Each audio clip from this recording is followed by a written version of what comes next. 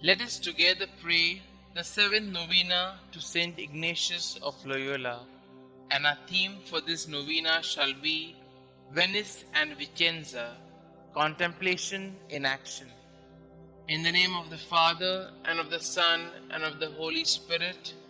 Amen. Introduction.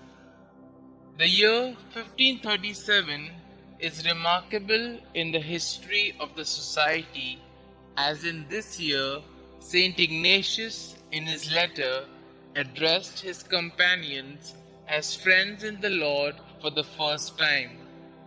Besides, the concept of the Society had just begun around this time to sprout in their hearts. To further strengthen the bonds among them, Ignatius wished his friends to be contemplatives in action. Contemplation in action would mean to learn how to be, to learn how to see, and to learn how to love, just like our first fathers. The world we live in is a hurried world of schedules and rushing and cramming. There's almost too much to do and seldom any time to stop, relish, and to be. This is the world in which we are called to be, to see, and to love. Through the intercession of St Ignatius, may we be able to see all things new in Christ and find Christ in all things.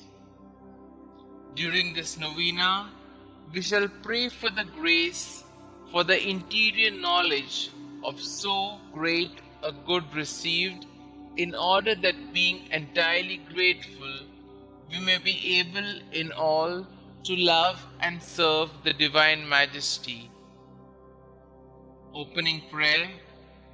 God, our Father and Mother, you are omnipresent in light and darkness, joys and sorrow, in life and death. Grant us, we pray, the heart of St Ignatius, who discovered you in every person, event, and experience, in every place and every creature, that we may actively participate in your mission of loving and healing the world. Amen. Let us listen to a reading from the autobiography of St Ignatius. In Venice, the pilgrim also endured another persecution, with many saying that his effigy had been burnt in Spain and in Paris. This business went so far that a trial was held and sentence was given in favor of the pilgrim. The 9 companions came to Venice at the beginning of 1535. There, they separated to serve in various hospices. After 2 or 3 months, all went to Rome to obtain the blessing for their journey to Jerusalem. Not being able to go to Jerusalem, they returned to Venice in the fashion they had gone, that is, on foot and begging, but divided into 3 groups, and in such a way that they were always of different nationalities. It fell to the pilgrim to go with Faber and Linus to Vicenza. There they found a certain house outside the city which had neither doors nor windows. 2 of them always went out to seek alms in the city twice a day, but they got so little that they could hardly maintain themselves. After the 40 days, Master John Kodur arrived, and the 4 together decided to begin to preach. The 4 went to different piazzas and began to preach on the same day at the same hour, first shouting loudly and summoning the people with their claps. Their preaching caused a great stir in the city, and many persons were moved with devotion, and they received in greater abundance the material goods they needed. Let us now pause for a few moments and reflect on what does it mean to be contemplative in action. Are we able to keep some time in order to analyze what we have done during the day?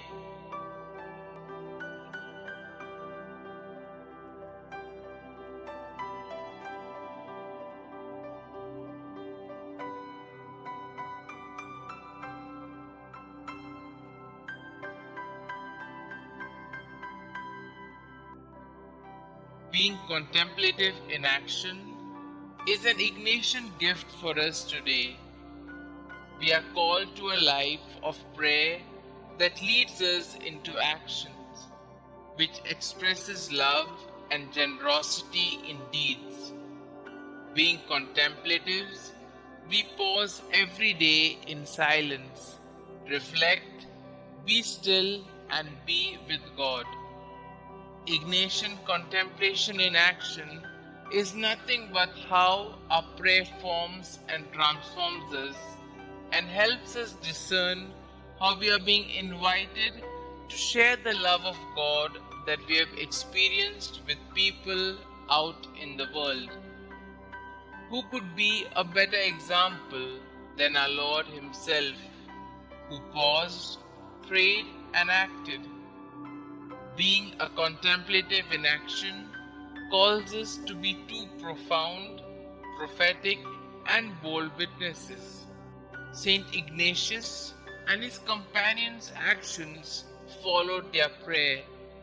They lived a life of the poor, served in hospices of Venice, and preached at Vicenza. It was all a process to show to the world the daily incarnation of the second person of the Trinity. Today, we are called to be the same. We shall now put forth our petitions to the Lord.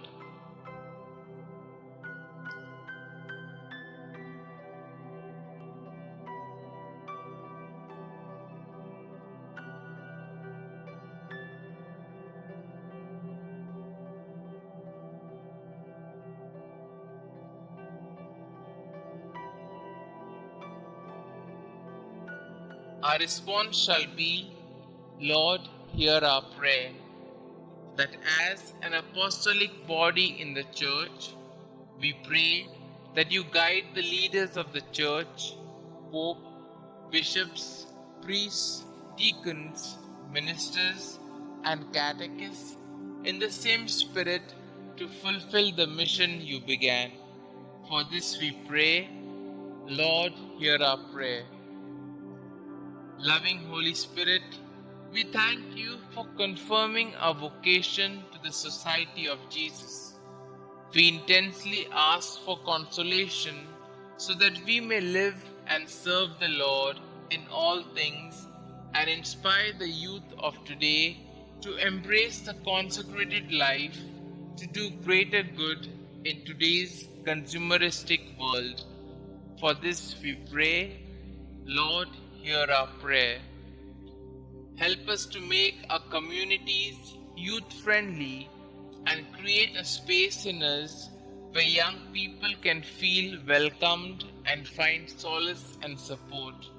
For this we pray, Lord, hear our prayer.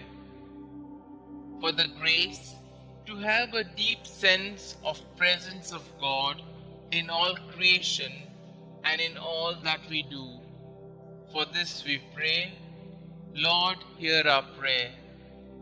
That the love of God makes us discover and love Him in all things, especially in our fellow human beings, and lead us to the deeds of love. For this we pray, Lord, hear our prayer. That all the victims of the coronavirus throughout the world receive the healing touch of God. Frontline workers receive the necessary grace and strength to cater to the needs of the coronavirus pandemic victims. For this we pray, Lord, hear our prayer. Our Father who art in heaven, hallowed be thy name. Thy kingdom come, thy will be done, on earth as it is in heaven. Give us this day our daily bread, and forgive us our trespasses, as we forgive those who trespass against us. And lead us not into temptation, but deliver us from all evil. Hail Mary, full of grace, the Lord is with you. Blessed are you amongst women, and blessed is the fruit of thy womb, Jesus. Holy Mary, Mother of God, pray for us sinners, now and at the hour of our death. Amen. Concluding prayer. Heavenly Father, your servant Ignatius set us an example to contemplate and move into action in our apostolic works. Grant us the grace to contemplate, to surrender wholly to you, and to seek attentively the sensitive issues around us. May we show our solidarity with the poor, hungry, sick, and the lonely with love that is a genuine response. Amen. Glory be to the Father, and to the Son, and to the Holy Spirit, as it was in the beginning, is now, and ever shall be, world without end. Amen.